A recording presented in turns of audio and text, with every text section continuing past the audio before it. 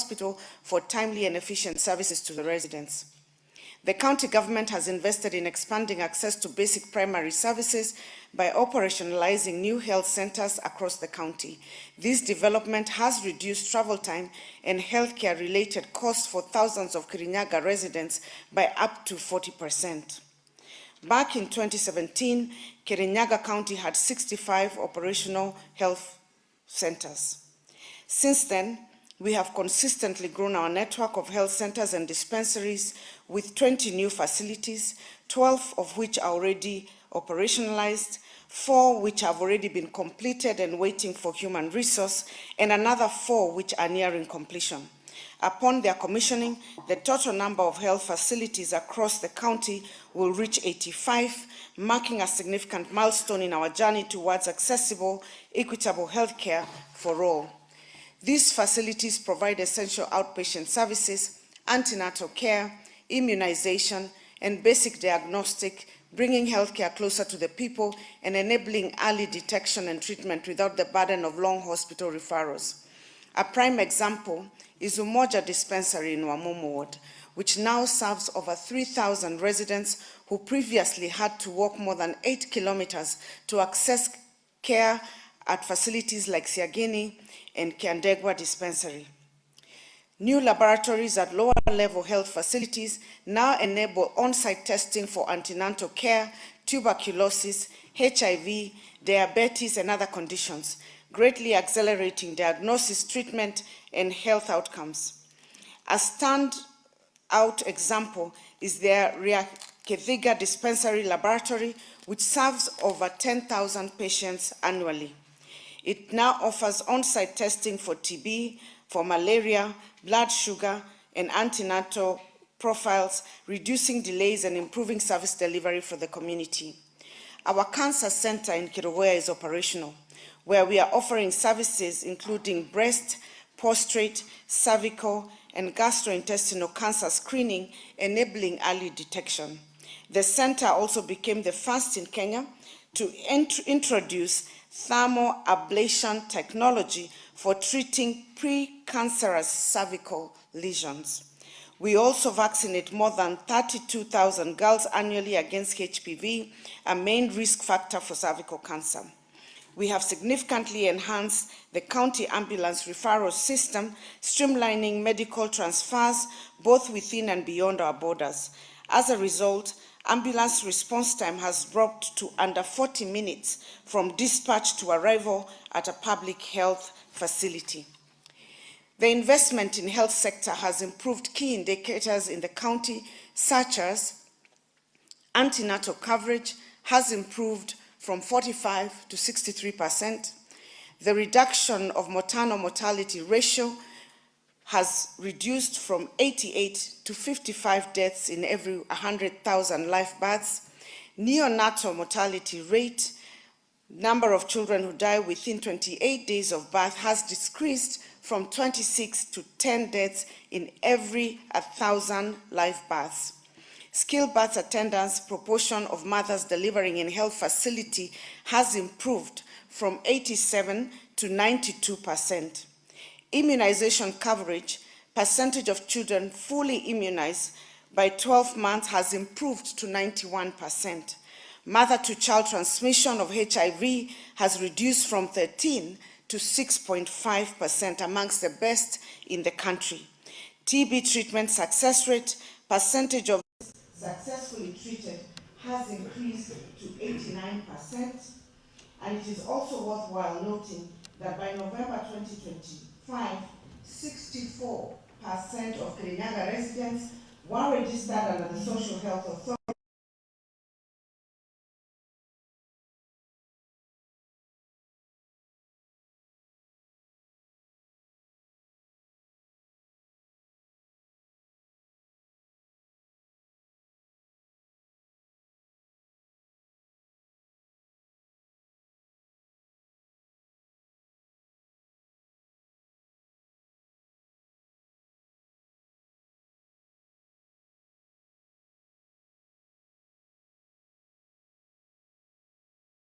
$150 health workers have been hired in addition to the cadres that are already existing. This includes general surgeons, gynecologists, oncologists, neurologists, orthopedic surgeons, pediatricians, amongst others.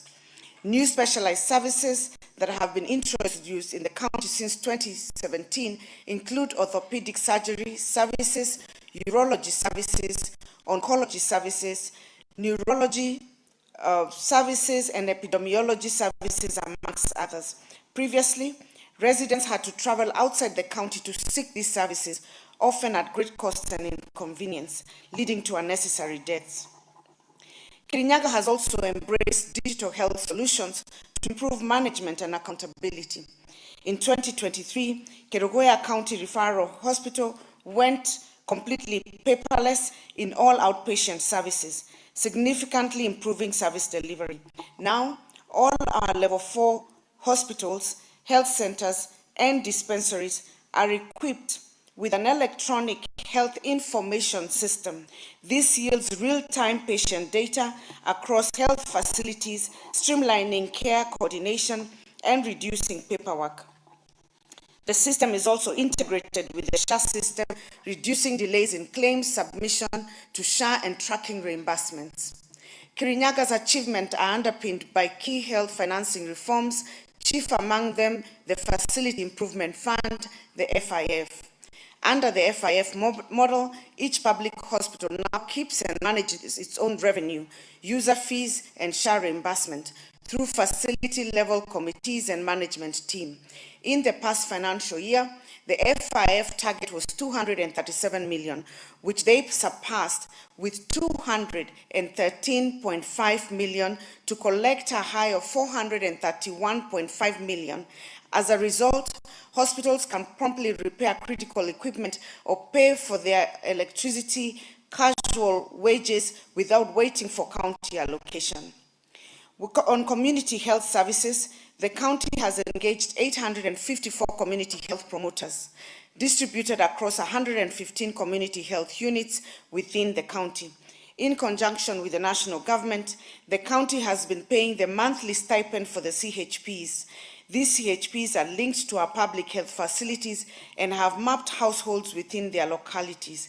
They conduct door-to-door outreach on immunization, hygiene, non-communicable diseases, awareness, and make referral to clinics to provide family-level care. Health in Kirinyaga is not just a service, it is a promise. In Kirinyaga, we have kept that promise. We have built not just hospitals, but also equipped, hired healthcare workers, and purchased medical supplies to operationalize them.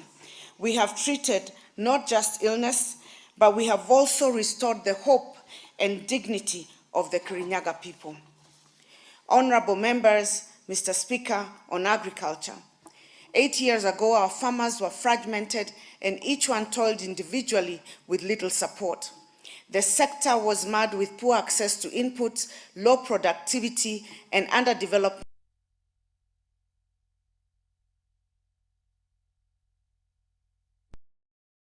Households have benefited directly from multiple agricultural value chain, including tomato, rice, dairy, poultry, coffee, avocado, apiculture, aquaculture, goats, and pig farming. We have supported 804 farmers groups with more than 253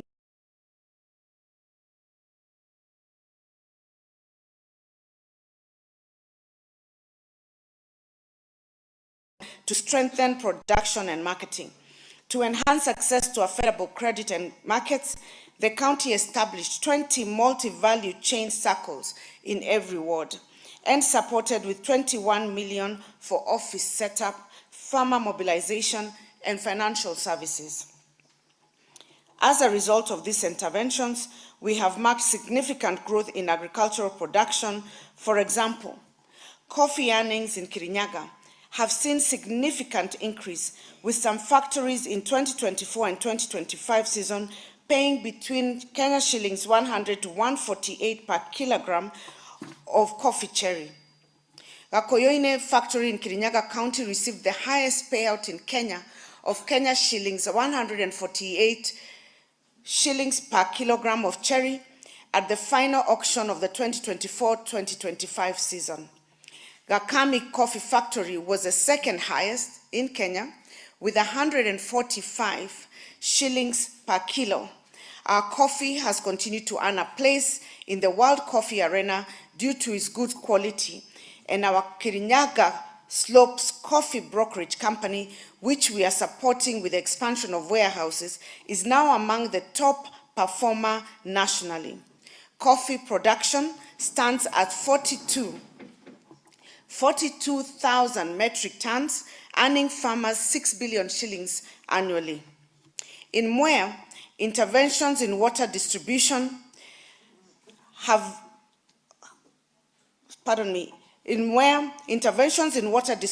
upon the completion of the Thiba Dam, farmers are now growing rice in 3 seasons compared to 1 season previously.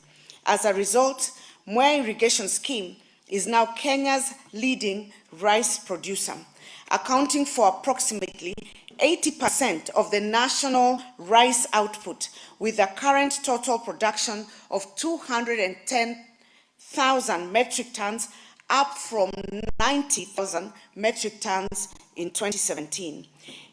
And this with an income of 15 billion shillings annually to our Kirinyaga farmers. Kirinyaga is also the leading tomato producing county in Kenya, with annual production rising significantly in recent years. The county government actively supports farmers by promoting high-yield varieties, providing capacity building, and establishing markets. These efforts have increased production of tomatoes from 46,000 tons in 2017 to 116,000 metric tons currently. This earns our farmers approximately 6.9 billion shillings annually.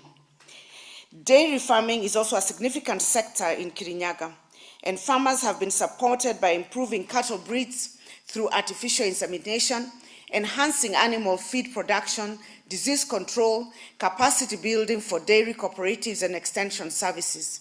The dairy production has increased from 2.5 liters per cow to 7 liters per cow daily, translating to an annual production of about 86 million liters of milk, worth 3.1 billion shillings annually. Kirinyaga County's current avocado production is also estimated to be around 15,000 metric tons annually and valued at approximately 300 million shillings. The county government has implemented initiatives to boost production to increase this output to 21,000 metric tons, which could generate an upward of 700 million shillings to our farmers. In response to declining land productivity in traditional crop-dominated zones, Kirinyaga County has boldly embraced aquaculture as a strategic pillar of agricultural diversification. This shift has propelled the county to national prominence. Kirinyaga is now ranked 5th in fish pond production in the country. Fish farming has become more than an alternative livelihood. It is a lifeline for families, a launchpad for youth employment, and a cornerstone for our food security strategy. Through targeted support to over 510 farmers group, the county has rolled out the climate-smart fish ponds stocked with high-yield tilapia and catfish breeds, ensuring resilience and profitability. The impact is tangible. Annual aquaculture output has surged from 29.4 metric tons to 71.3 metric tons in 2024. To further strengthen the value chain, the county established a fish aggregation center in Kiaga, enabling bulking and preliminary processing of harvests. Today, this thriving sector generates approximately Kenya shillings 30 million annually for our farmers. Poultry production in Kirinyaga is growing, with a significant boost from the county government, which has increased egg production by 1 million eggs annually. The county government has supported this through construction of chicken houses and investing in an animal feed factory to produce about 220 bags of feed daily. Additional support includes the egg hatching business and a focus on improved breeds such as kienyeji, kenbro, and kuroila. In apiculture, the county produces an estimated 359 tons of honey per year.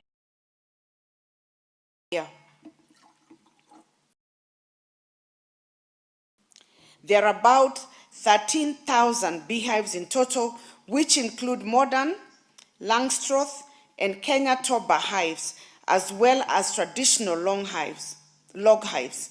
This initiative has helped farmers groups to generate significant income, and some groups reporting sales of 200 kilograms of honey for Kenya's shillings 200,000. Each supported group is expected to produce about 30 kilograms of honey per hive annually. Other sectors of agriculture that are continuously growing include dairy goat rearing, pig farming, and organic indigenous vegetable farming.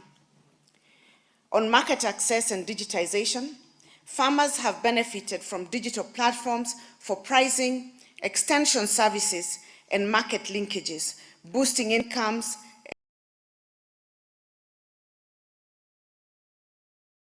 and reducing post-harvest losses for household needs.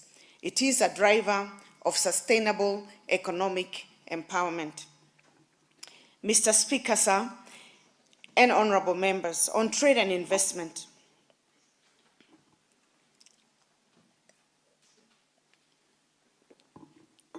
as we celebrate improved agricultural production, we acknowledge that our farmers still suffer post-harvest losses due to limited storage and processing facilities. To catalyze industrial growth and expand market access, the county has prioritized the development of the upcoming Sagana Industrial City, a transformative complex comprising an export processing zone, a special economic zone, and the affordable housing component, and a sports complex.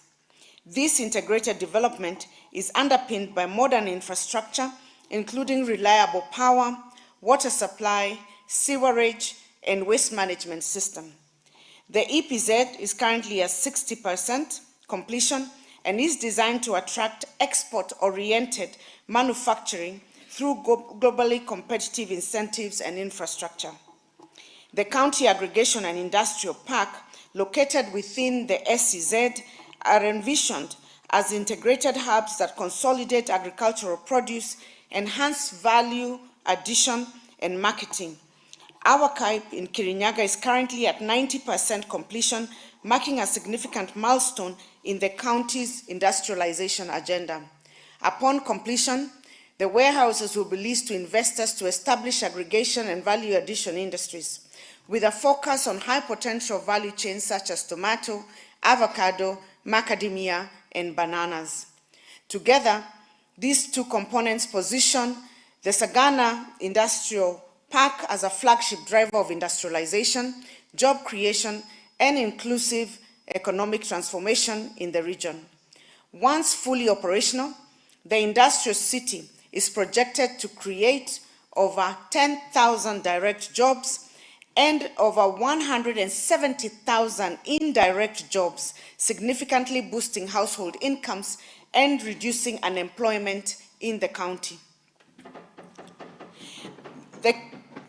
The Kirinyaga Investment and Development Agency, KIDA, is mandated by its establishing act, is spearheading the coordination and operationalization of the industrial park. In addition to infrastructure rollout, KIDA is leading investor onboarding, ensuring that partnerships are strategic, well-supported, and aligned with the county's long-term economic transformational agenda. To date, through KIDA, we have received expressions of interest from over 63 potential investors keen to partner with us in the industrial city. Notably, tomato and avocado processing have already secured committed investors, and implementation works are at an advanced stage. This momentum affirms our industrial viability as a transformative engine for agro-industrial growth in Kirinyaga. To enable aggregation and to provide decent working conditions for the farmers and traders, the county government, through the 8 years, has constructed 18 markets through our county budget allocation. These markets include Kagio Clothes, Kagio Cereals Markets, Sagana, Kagumo, Kerugoya Open Market, Kerugoya Fruits Market, Makutano, Waiguru Phase 1, Kutus Phase 1, Kirinyaga, Kiamotogo, Gedore, Gadoge, Togonye, Riakiania, and Karumandi. Collectively, these markets house over 5,400 traders and approximately 20,000 traders who access these markets for trade. Recognizing the fact that the county has limited resources, my administration embarked on strategic lobbying to the national government, of which the fruits are already evident, and we have 12 additional markets, out of which 8 are already ongoing and nearing completion, including Kibingoti, Kutus Phase 2, Mukarara, Kembembe, Kirinyaga Phase 2, Kagio, Kiombo, and Wamomo. The other 4 are in various stages of design, which include Waiguru Phase 2, Kagumo Phase 2, Kerugoya Clothes Market, and Mukinduri Market. These markets, once completed, will house additional 4,600 traders, bringing the total traders in Kirinyaga in our markets to over 10,000. Kirinyaga County has cultivated a fertile environment for investment, unlocking growth across diverse sectors. Strategic infrastructure upgrades, streamlined licensing procedures, and targeted support for small and medium enterprises have made the county a magnet for investors seeking stability, opportunity, and community impact. The rise of new rice mills, fish hatcheries, ecotourism lodges, and value addition hubs reflect not just economic expansion, but a deliberate policy shift towards inclusive, locally anchored development. Our trade sector is therefore no longer informal and invisible. It is structured, supported, and scaling. Local businesses are growing, incomes are rising, and Kirinyaga is becoming a honorable members, Mr. Speaker. On transport, roads, public works, and housing, Kirinyaga County reaffirmed its commitment to infrastructure as a backbone of development. Between 2017 and 2025, we invested deliberately in building and maintaining an extensive network of roads, bridges, and urban infrastructure. We have graded over 7,000 kilometers and graveled over 2,200 kilometers of roads. Following the weather patterns and other natural factors, these roads require continual maintenance. In view of this, and through the ward-based projects, in the current financial year, the county has budgeted a total of 281 million for road maintenance, installation of box culverts, lease of maram, and equipment and fuel, which is expected to grade and gravel a further 946 kilometers of feeder roads. The governor's official residence, setting a pace in modern architecture while saving the county up to 40% of actions of all projects such as ECDE classrooms, dispensaries and health centers, and ward offices, bridges and culverts, amongst others, ensuring quality control and local labor engagement and timely delivery. You can bear me witness that our towns were once muddy, dusty, and poorly drained. But today, Kirinyaga is rewriting that story. Through strategic investment in urban infrastructure, we have laid over 118,550 square meters of cabro and upgraded drainage systems across our 7 major towns, such as Kagumo, Kerugoya, Kirinyaga, Kutus, and Waiguru. This transformation has decongested our urban centers, boosted business operations, and elevated the day-to-day experience for traders, commuters, and residents. What was once a challenge is now a source of pride, proof that when we pave the way, prosperity follows. Honorable members, on lands, physical planning, and urban development, Kirinyaga County advanced its vision for orderly growth and sustainable development through strategic investment in lands, physical planning, and urban transformation. The county finalized key zoning plans and land using frameworks that now guard infrastructure expansion, housing projects, and commercial investments with clarity and equity. Digitalization of land records and streamlined approval processes have reduced disputes and improved public trust. Urban centers like Kirinyaga, Sagana, and Waiguru are being reshaped with modern drainage systems, green spaces, and structured street layouts, ushering in a new era to return these lands to rightful community use for schools, for hospitals, for housing projects, and agricultural development. It is a move that directly touches the lives of ordinary citizens, reaffirming that the county's progress must serve the people and not private interests. For years, residents have spoken about parcels of public land that were grabbed, fenced off, or left idle while communities lacked basic services. By acting decisively, my administration has restored public faith in government. This isn't just about land, it's about rebuilding trust and restoring dignity. We have also established a modern geographic information system, a GIS laboratory in our county headquarters in Kutus, enabling the digitalization of land records across 135 market and trading centers, improving planning and accuracy, transparency, and efficiency in land administration. We have also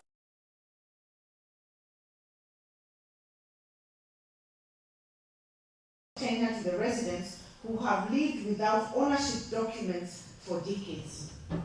To further strengthen urban infrastructure and enhance our disaster response system, we have completed the construction of a modern fire station at Kutus, and we are in the process of acquiring 2 new firefighting engines and equipping the fire station for timely response to fire disasters in the county.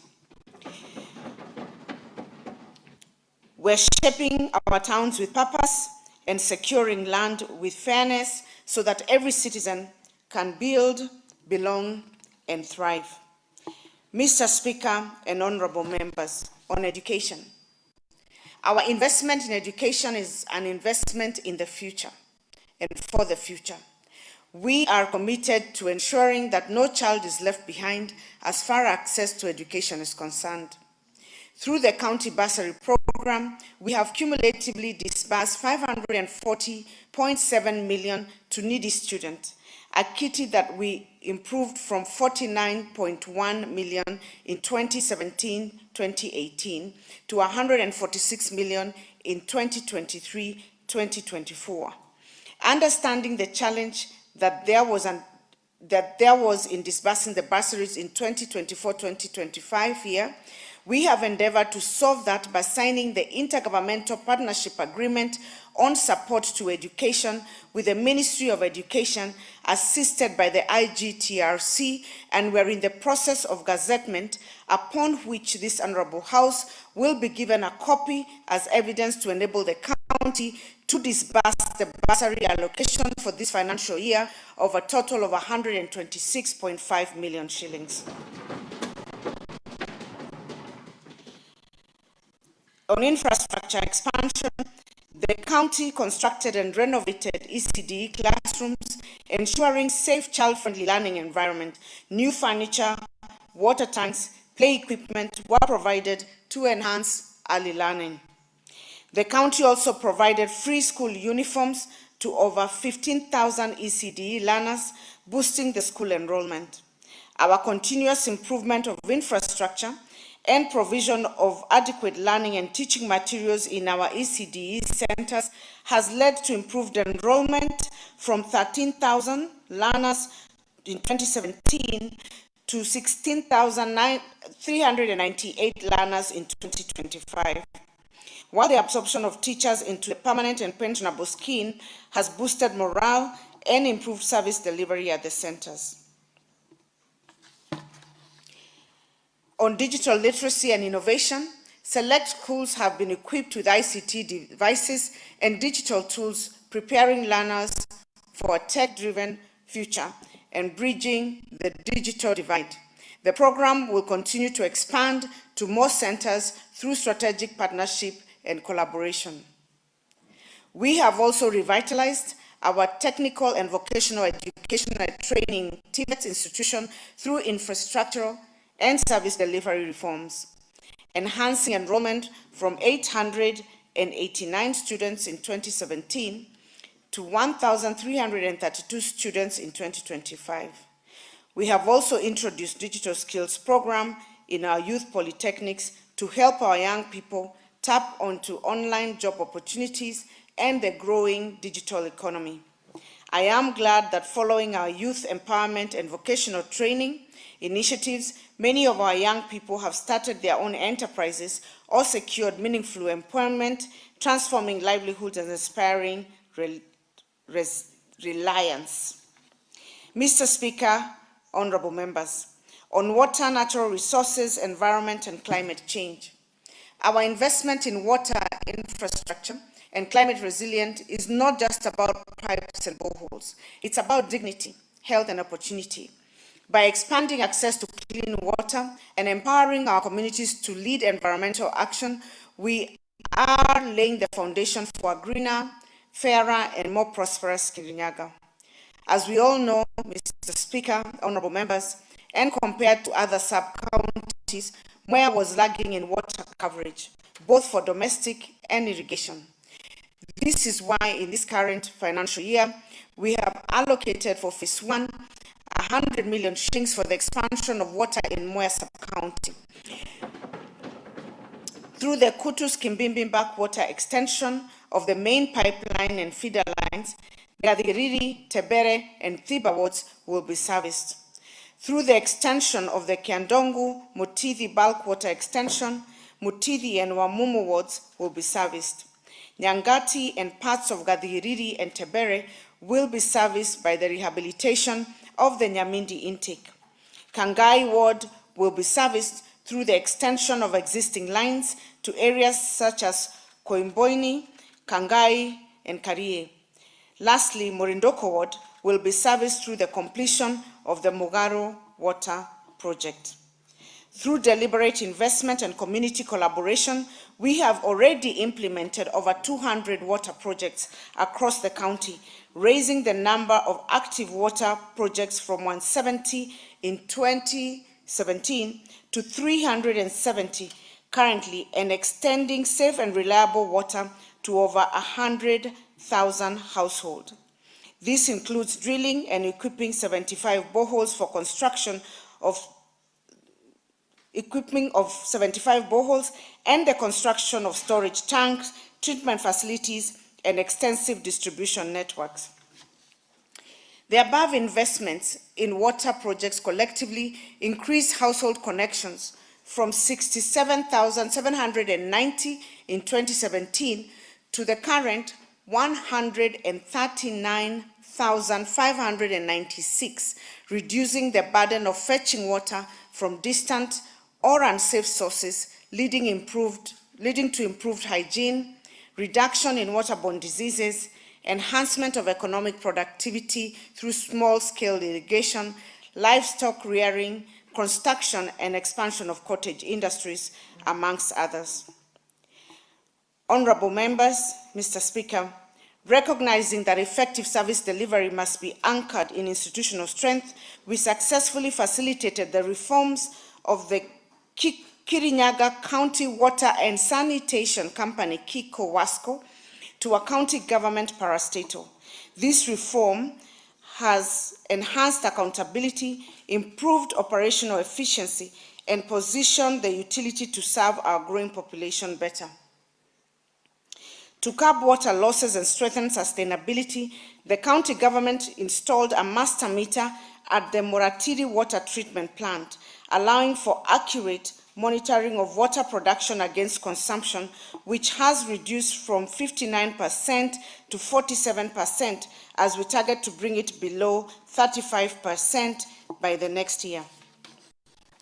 On sewerage connectivity and the completion of the Kutu sewerage project at Ahiti Ndomba, the water company is targeting to connect 40,000 households in Kirinyaga, Kutus, and Kagumo, as well as institutions like Kirinyaga University, further protecting our water sources from the imminent danger of effluents and the urban development.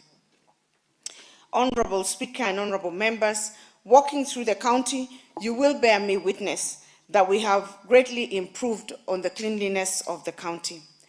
Through the Environment Department, we have deployed 75 waste collection skips and 2 skip loaders across major urban centers, enhancing waste collection and transportation from 100 tons previously collected to 180 tons daily, improving cleanliness within our urban areas and reducing environmental pollution and health risks in the community.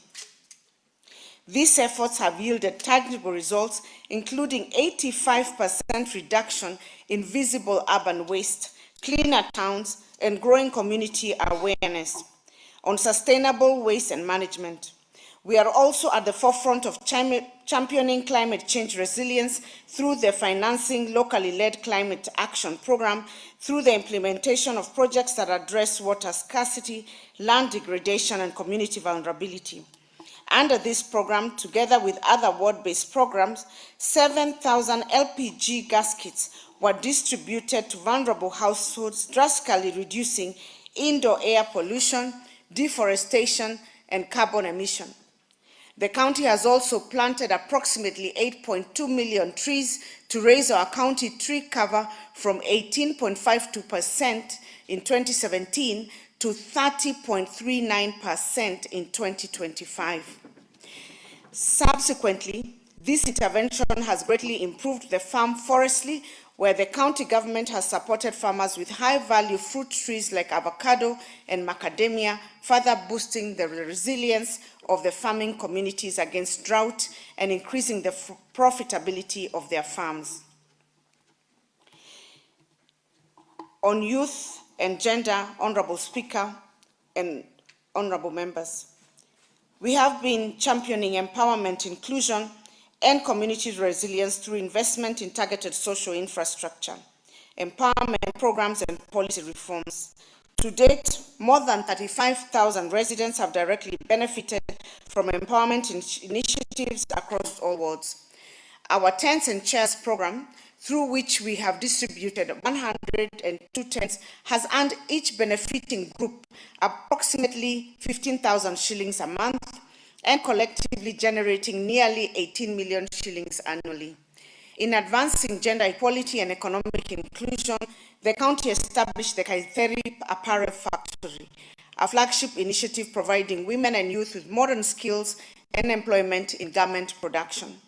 The county has continued to construct border and car watersheds, and in addition, 5,000 youth have benefited from driving courses, opening access to employment and self-employment opportunities. For persons with disabilities, we enacted the Kirinyaga County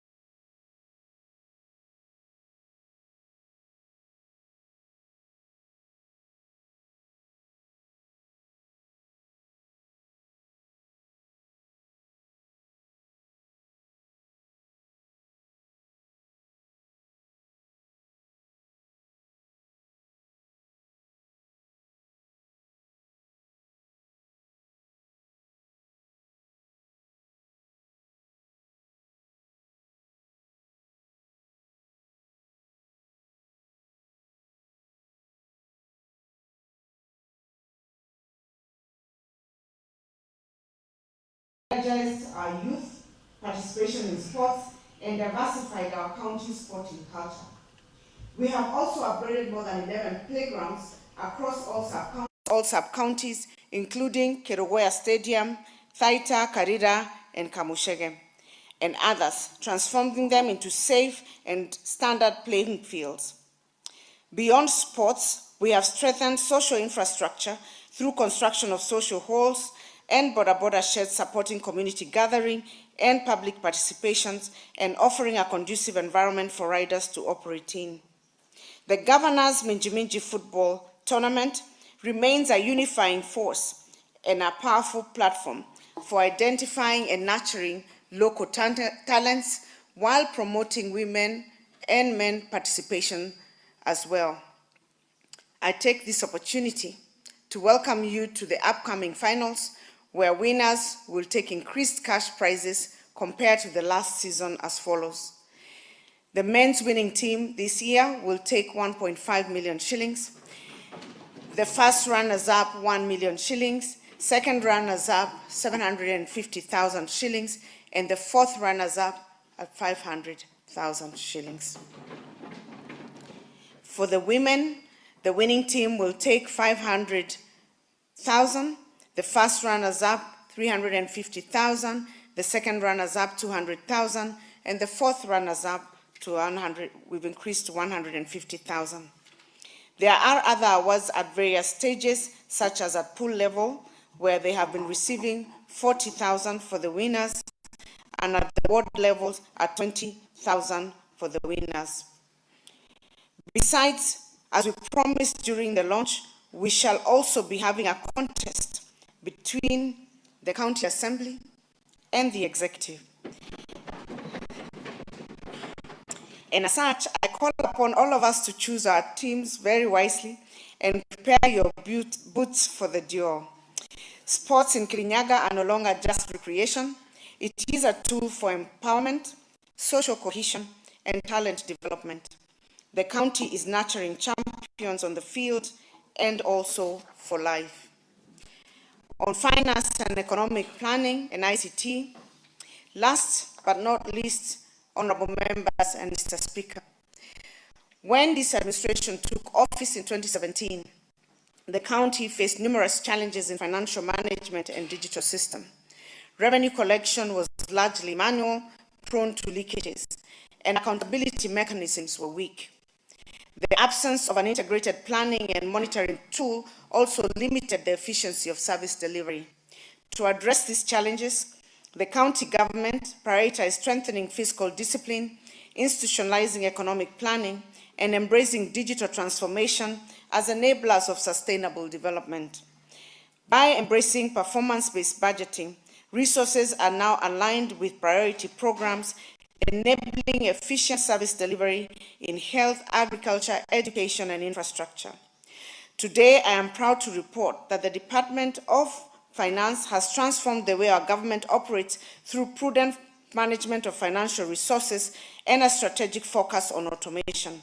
As a result, our county has consistently ranked well among top performers nationally in development budget absorption, as recognized by the Office of the Controller of Budget, testament to our commitment in delivering tangible results for our people. The county has fully digitized revenue collection through the KiriPay system.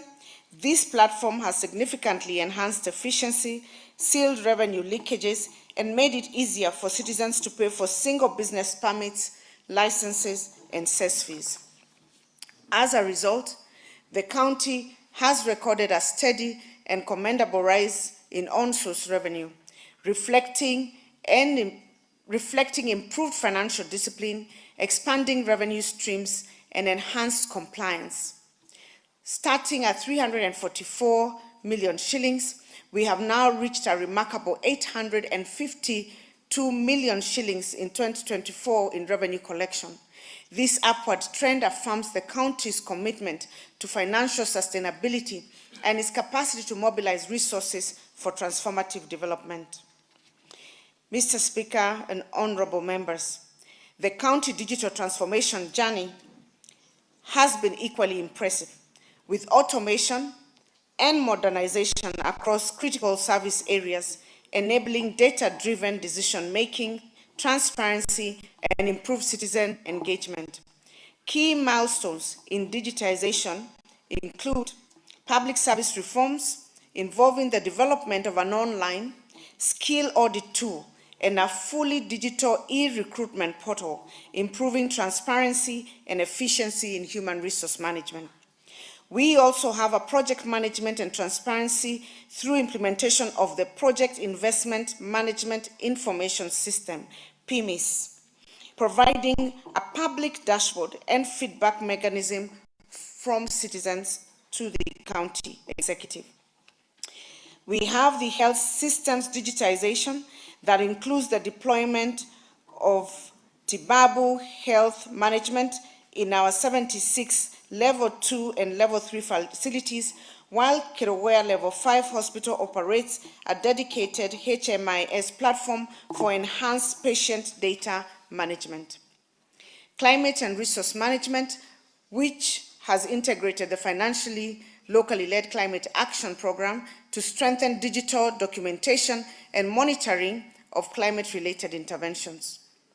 And finally, for project planning and monitoring, for provision of continuous updates, we have the project planning and monitoring system ensuring real-time project tracking and accountability.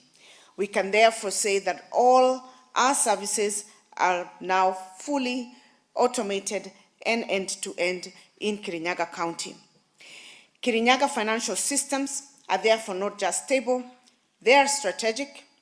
Every shilling is working harder, smarter, and more transparently to uplift lives and unlock growth. In conclusion, Mr. Speaker and honorable members, our strategic investments in infrastructure, in health, in agriculture, and enterprise development have boosted local productivity and expanded income-generating opportunities for our people. Notably, our gross county product has increased from 114.9 billion shillings in 2017 to 190.79 billion in 2024, injecting significant liquidity into the local economy. Our economic growth rate now stands at 5.4%, surpassing the national average of 4.9%. Equally encouraging is the reduction in our poverty index, which has dropped from 23% to 21%, and we have lifted approximately 52,000 households out of poverty. When you consider that in the context of our total population, it is roughly about 9.5% of our population have been lifted out of poverty. These gains affirm our commitment to inclusive development and a healthier, more prosperous Kirinyaga for all. Allow me, Mr. Speaker, honorable members, to sincerely thank this honorable assembly for the steadfast support you have continued to extend to us, particularly through the timely passage of crucial bills and policies that have enabled the county government to effectively deliver on its mandate. Your collaboration has been instrumental in advancing our shared agenda of creating a prosperous county. As Nelson Mandela once said, it always seems impossible until it is done. Indeed, the milestone we have achieved together affirm that with determination, collaboration, and selfless service, no goal is beyond our reach. Our youth are rising, our women are leading, our farmers are feeding the nation, our entrepreneurs are creating jobs. We still have work to do to complete the development journey we began 8 years ago. With unity as our compass, values as our foundation, and God as our guide, Kirinyaga must continue to rise. steadfast, focused, and ready to finish strong. God bless Kirinyaga, and God bless Kenya.